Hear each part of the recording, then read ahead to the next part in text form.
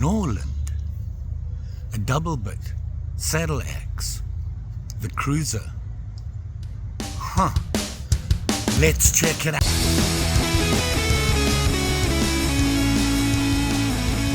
The other day when I was visiting Keith, we were talking about doing some stuff, and then I got a little busy. But he gave me this. You see this? It's a hatchet from Norland. I don't know much about him, so I thought I'd check it out. I gotta say, me likey this. Came with this leather pouch, protection for the axe, and you. Very cool. On the front here you can see, stamped in there, a guy in a canoe, and Norland underneath. That's it. Look at that. Right? Double bit. You got some axe work to do? You don't want to stop and resharpen? You got two blades. I don't own a double bit hatchet. And this, Norland. Didn't know much about him, so I thought I'd look it up. Let's have a look, see what I found. Norland. Huh. This is the Norland saddle axe double bit cruiser hatchet with the original handle and the sheath. Huh. Very cool. See those? And I can tell you, it's got an edge on it. I've done nothing to it. Huh. Gotta say, this is a pretty cool hatchet. I have a couple of generic hatchets. You know, just the single blade versions, or they have the little knobby on the back or something on the back. But this guy, when I looked up Norland, I was surprised. Extremely popular, well known from back in the day. Been around a while. They're probably more well known as the Norland Hudson Bay axe line. And they were actually made by a company called MET. And that stands for Man Edge Tool Company, MET company. Very well known for their Hudson Bay pattern of axes. This is kind of typical. Very popular axes back in the day, mainly from about I'm going to say 60, late 60s, 67, yeah, 67 to 1986. Very well known, high quality axes, very popular. They did good. You know, the Hudson Bay style of axe came about during the trader days, fur trading, that sort of thing. And all these fur traders out there, obviously Hudson Bay was the main area, was a British colony. I think the British Empire owned Hudson Bay Company, and they were big in Hudson Bay, so there was a lot of fur trading, that sort of thing going on. And these guys were out there trudging around in the middle of nowhere looking for fur, and the Hudson Bay axe style came out from that and became very popular. And you know, as that evolved, the style of axe became pretty popular even today with modern day canoeists. You know, these guys that paddle around in canoes, going out there doing whatever they do, like recreational stuff, and their choice is a Hudson Bay style. Now, as I said, way back when these things became popular, the Hudson Bay Company, you know, we're talking 1670s, huge company, very dominant. They were really big on bringing out the Hudson Bay style axe, mainly because all the fur traders dealing with them would trade their furs for that axe. because they needed it out there. And it was a popular axe, did the job, and lasted. Now, Norland axes, they weren't there in that time, but that's where it evolved. Man Edge, M-E-T, Man Edge Tool Company, really took the design all the way, became very, very popular. The Norland brand by Met produced these axes in Lewistown, Pennsylvania. They had a factory there. Interestingly enough, most of their sales came from people like Kmart, Eddie Bauer. Because of that, they were referred to as the Cadillac of axes.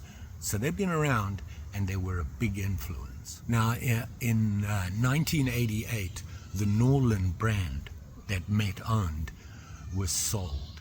Not sure who they were sold to, couldn't really find any information about it. Basically, Met parted company with Norland and sold it. Now, when I was looking up how to date one of these things, it got a little confusing because there was kind of back and forth between it.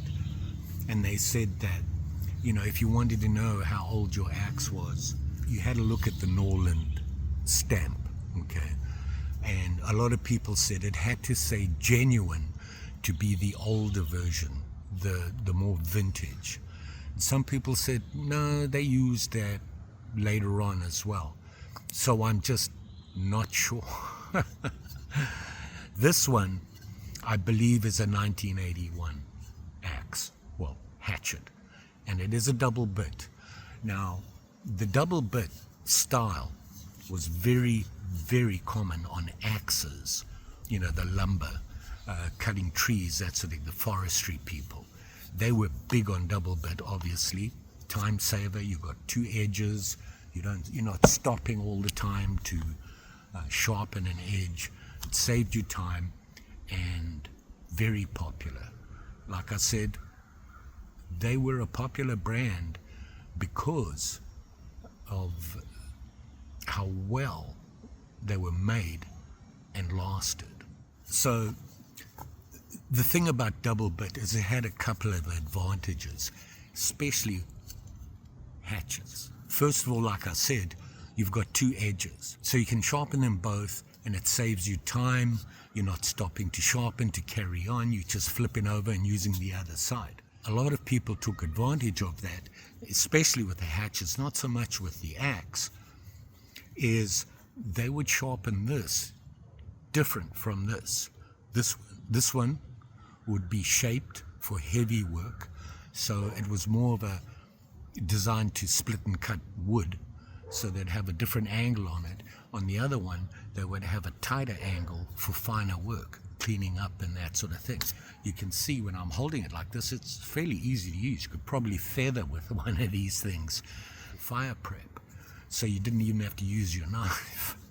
You could do it all with this. You could chop the piece of wood that you want and then feather it, split it down, feather it, and make a fire without using your actual camp knife, which you didn't really want to use because you used it for so many tasks. You didn't want to overuse it, over sharpen it, that sort of thing.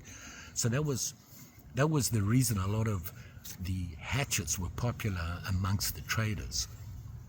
The other thing it does is, if you have an axe or a hatchet, the regular version, it's like that. It doesn't have the second blade. You put a second blade in, you have a better balance on your tool. So there was a couple of advantages to double edges, not just having two blades. If you're wondering where the Norland name came from, it was actually named after somebody. The guy's name was Olaf August Norland, and he was a tool maker back in 1856 to 1931, I think was when he was around. And he was a tool maker, obviously, made hatchets, and that's where it came from. Obviously, he had his own company, and Met actually bought it, and they had it around from 1964 to 1985 is how long Met had Norland. So there's not a lot of them around right now, but if you find them, they're in good nick. People looked after them. This one, obviously, very good condition, even had the sheath with it. Thank you, Keith. So very cool. I really like this. One of the things about the handle, if you look at it, it comes out, the pole comes out of here, gets wider, and then thins out and comes back in, and you can see it there. That was a very common way of doing it, and a lot of people preferred that.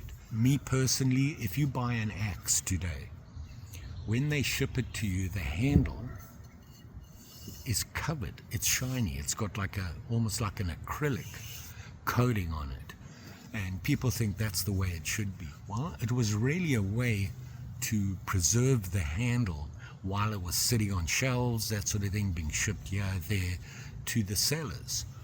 Most manufacturers did that to preserve the wood. The problem with that is that if you leave it on, and especially if you work barehanded, don't recommend that.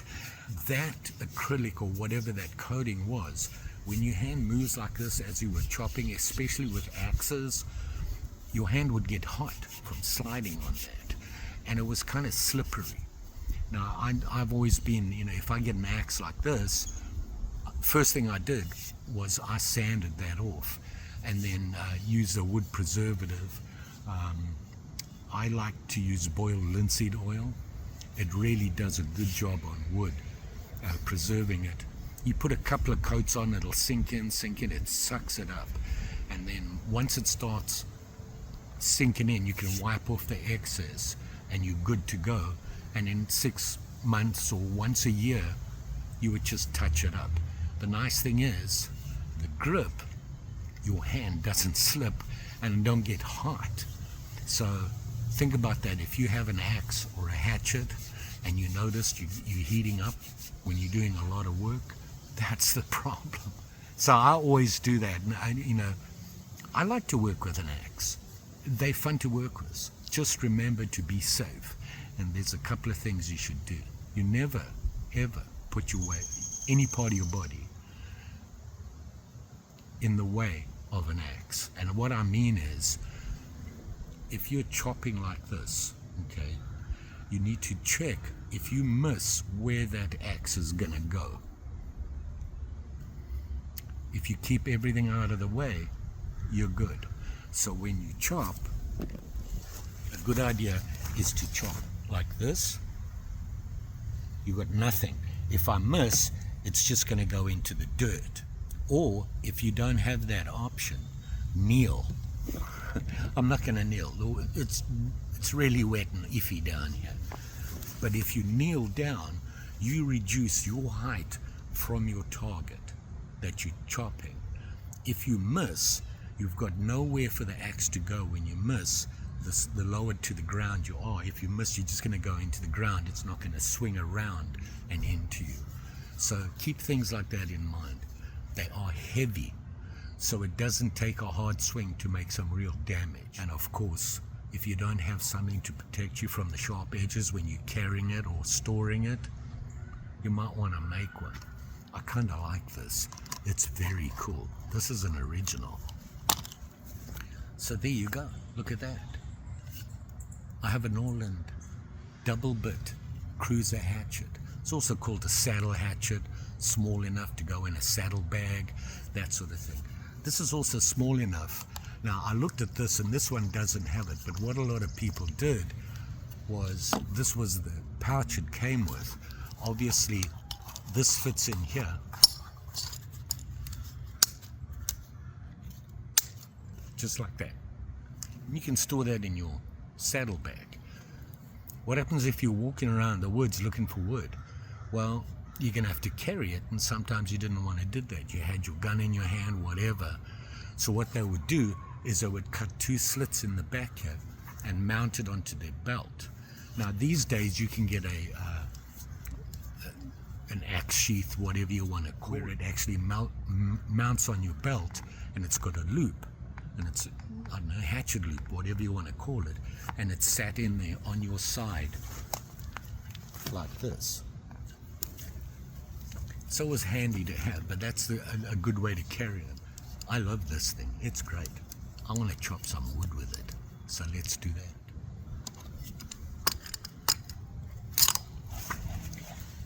You see this a lot. When people are working with an axe or a hatchet, and they're done with it, they're going to get another piece of wood or something like that, and they do this. That's where they put it. Nothing wrong with doing that. It's a safe thing to do. However, if you have a double bit, you still got the sharp end here. Beware of that. That's open.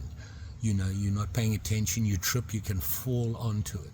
The other thing is even if it's a single bit, you see the blade is sticking out here? That's another sharp area. Bury it like that, all the way in. Have that sharp area covered. Not much you can do about this, so keep that in mind when what you want to do with your hatchet when it's a double bit. Probably the safest thing you can do is put the cover on. But if you're just going over there to get a piece of wood and come back, you don't want to do that, because if you trip, like I said, this is now open. Probably better to lay it down. I got me a small piece of branch here. Let's chop it. Now you can see the way I'm working. You want to work, I'm sitting right here. You don't want to work on this edge, because if you miss, yeah, that could be dangerous. When you work on a platform, you want to be away from you, further down the platform. If you miss, you're going to go in there. Also, if you're low enough, if you miss, it's going to go in the dirt. I'm not low enough, so I'm going to work up here. It's a hatchet. I'm not going to be swinging hard.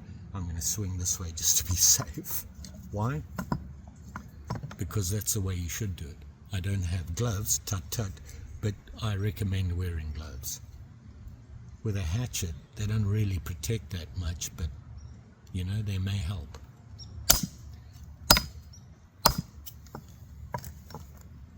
I'm just using the weight of the head here to chop this stuff off. I wonder if you can feather. This is not, obviously hasn't been sharpened for it, but you can see they're small enough to handle where you could feather. I should stand and do this.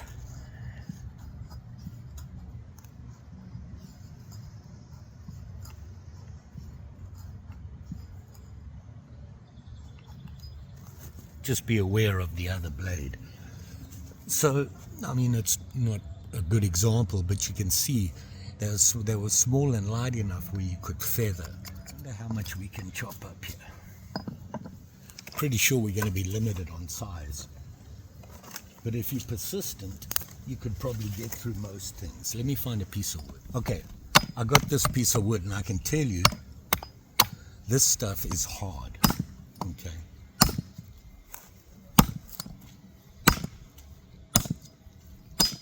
And I'm just using the weight, and you can hear as I'm chopping, can you hear that?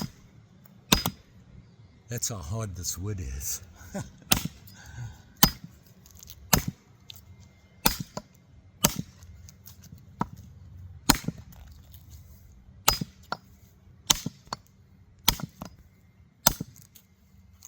So you know you could destroy a piece this big, and if you're making a fire, obviously. That'll work. A little bit heavier than this will take a little bit more work. But you know what? You don't want a big fire. This will make you enough fire to cook your meal or whatever you want to do. How well can you work with it? They're light enough where they really, you can make things with it. Just like you would with a really good heavy-duty camp knife. These guys out there that live by the axe, they don't even have a big camp knife. Very cool. Love this thing.